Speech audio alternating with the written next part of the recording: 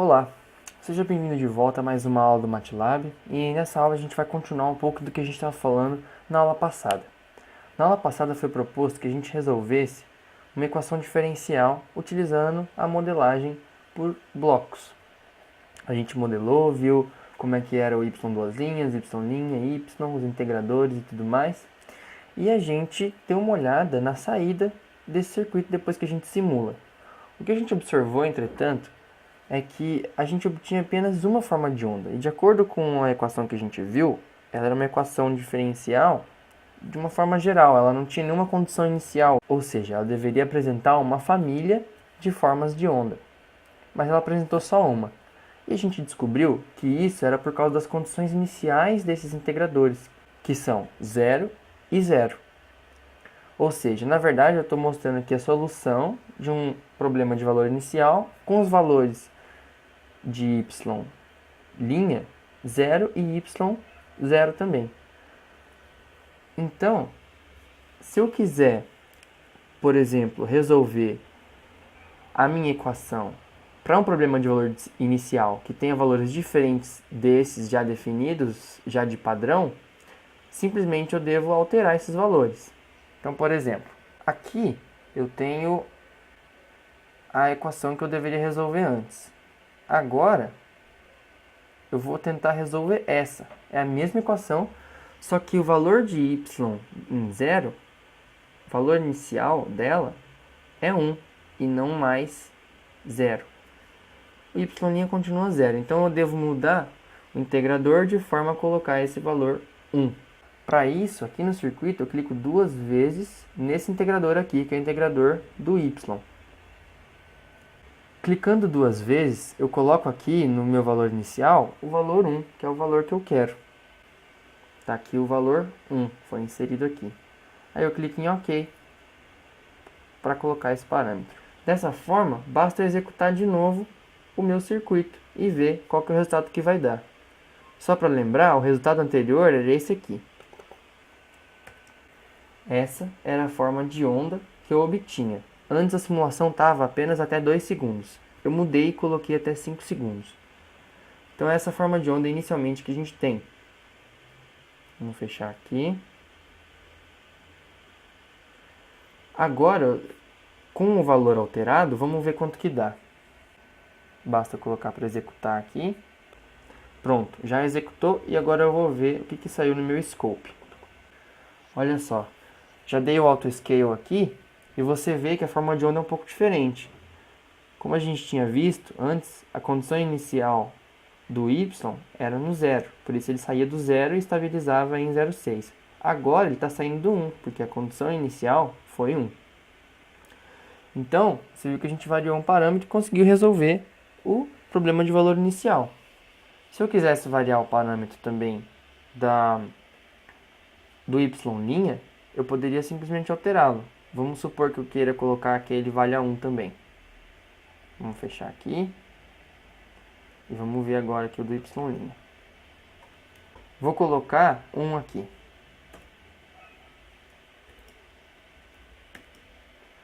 Então aqui, clicar OK.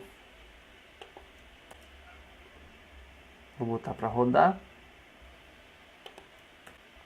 Vamos ver agora como ficou o nosso scope.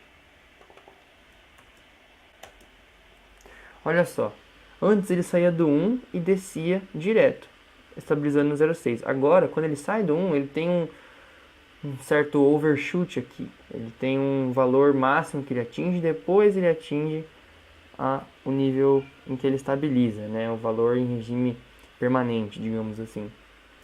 Então você vê, variando o parâmetro de y', eu adicionei esse overshoot. Variando o parâmetro de y, eu variei aqui aonde que o gráfico começa. Então, baseado nessa ideia, eu posso pensar como que seria a minha família de função para resolver um sistema sem valor inicial definido. Como eu tenho dois parâmetros variando aqui, um deles vai alterar onde começa o gráfico, o outro vai alterar que tipo de overshoot vai ter. Então, o que eu vou fazer é arranjar um jeito de traçar algumas dessas funções para ter uma ideia de como que elas se comportam. Como eu tenho dois parâmetros, Se eu variar os dois, vai ficar muito difícil. Então, eu vou variar aqui o primeiro parâmetro e depois vou variar o segundo parâmetro. Vou começar por esse parâmetro de y aqui, que vai ser melhor. Para eu fazer isso e traçar diversas funções, para ter uma ideia de como que funciona elas, o que eu vou ter que fazer é uma interação com a área de comando, a minha área de trabalho, que é essa área aqui do MATLAB. Né? Vou digitar aqui CLC para limpar aqui. Então, como que eu posso interagir isso com o Simulink? Funciona da seguinte forma. Se nos parâmetros do meu bloco, de qualquer bloco que eu tenho aqui, eu colocar uma letra, por exemplo, ele automaticamente vai procurar essa letra, uma incógnita, na área de trabalho que tenha sido definido por mim. Ou seja, vamos dar um exemplo. Esse ganho aqui é um ganho de 4. Se eu abro os parâmetros do ganho, aqui o ganho 4, eu vou colocar o ganho como um ganho G. Vou aplicar aqui. Agora eu vou lá na área de comando e eu vou definir G igual a 4. Quando chega aqui no Simulink e vê essa letra G, ele automaticamente busca uma incógnita que tenha essa letra G, que seja definida por essa letra G, lá na minha área de trabalho, na minha command window, que nesse caso aqui também é 4. Então, se eu simular de novo o circuito, não vai alterar em nada. O ganho vai continuar sendo 4. Então, existe uma interação que pode haver entre o Simulink e a área de comando. Vamos supor que eu queira criar um modelo que mostra para mim a forma de onda de uma equação diferencial de segunda ordem. Então, eu tenho algo que multiplica y duas linhas, algo que multiplica y linha e algo que multiplica y. Como que eu posso fazer isso? Eu coloco aqui o parâmetro. Vou colocar aqui A. Aqui eu vou colocar B. E aqui eu vou colocar C. O que acontece? Esse modelinho aqui agora está me resolvendo a equação diferencial que tem como parâmetros A, B e C, que eu posso até criar um programinha aqui, utilizando o editor, novo script aqui, que peça os parâmetros. Digite coeficiente que multiplica y duas linhas. Aí você digita, sei lá, 4. Aí ele atribui esse valor para A. Digite o coeficiente que multiplica y linha. Aí você digita 5. Aí ele atribui esse coeficiente para o B. Né? Digite o valor que multiplica a constante. Aí você digita e ele vai para o modelinho. Então, o que acontece é que você pode interagir o Simulink com a área de trabalho, a área de comando. Lembrando que assim que ele vê esse A, esse B e esse C, ele vai buscar na área de comando as variáveis que já foram criadas, que tem esses nomes A, B e C, e vai colocar aqui no lugar. Então, vou voltar para 4, 5 e 3. O que eu vou fazer agora é, como que eu posso fazer para mostrar no scope aquela família de funções, que seriam a resolução da equação diferencial quando eu não tenho o valor inicial, quando existem uma família de funções que eu posso escolher. Para isso, tem os parâmetros dos integradores, certo? Eu simplesmente vou fazer o que a gente acabou de fazer aqui para o ganho e para a constante. Eu vou colocar no integrador, ao invés de um número, vou colocar uma letra.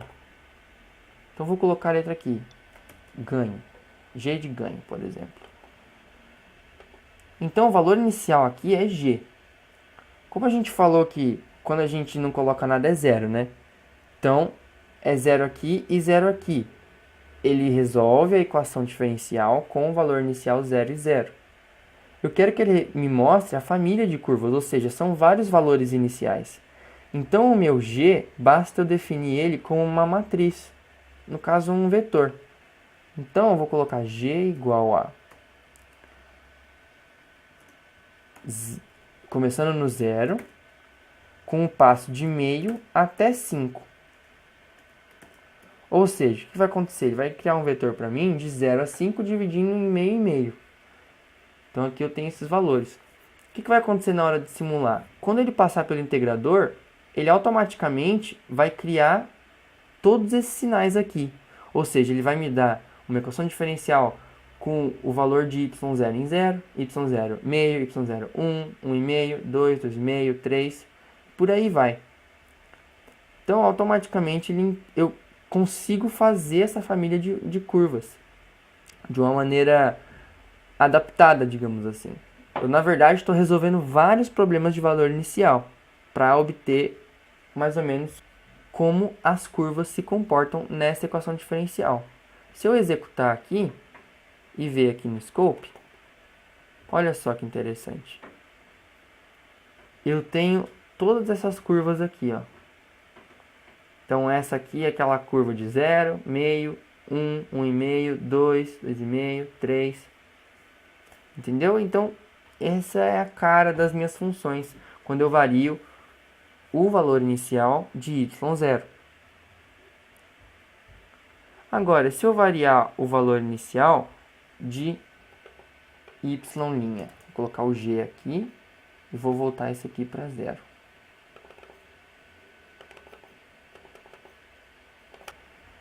Executando aqui, vamos ver como é que ficou.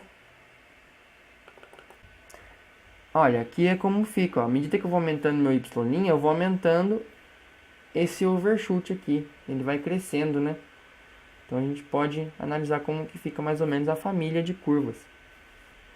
Então isso é muito interessante. Se eu quiser agora variar os dois, aí fica um pouco mais difícil, porque eu tenho que colocar esse 0, variar esse de 0 a 5. Esse meio, esse de 0 a 5. Esse 1, esse de 0 a 5. Então o meu vetor com os números que eu vou ter que colocar vai ser um vetor muito grande. Então, para ter mais ou menos uma ideia, o que eu fiz? Eu variei o y, eu vi que mudava onde começava o gráfico, ali no eixo y. Eu mudei esse aqui, eu vi que aumentava o overshoot.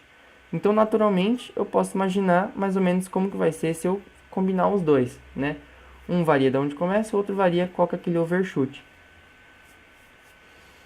Então, o que acontece? Quando o sinal passa por aqui e ele encontra um vetor, ele automaticamente cria aqui diversos sinais, cada um para um dos itens do vetor.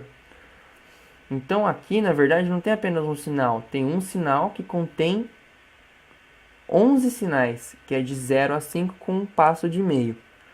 Então aqui tem 11 sinais que chegam no scope e cada um vira um gráfico. Então, dessa forma, eu posso ter uma ideia da família de funções para qualquer equação diferencial, seja ela de primeira ordem, de segunda ordem, e aí eu posso brincar do jeito que eu quiser. Então, isso é como a gente faz para interagir o meu modelo com o sistema, com a área de trabalho. Por exemplo, vai ser muito interessante quando eu tiver um circuito, por exemplo, modelado.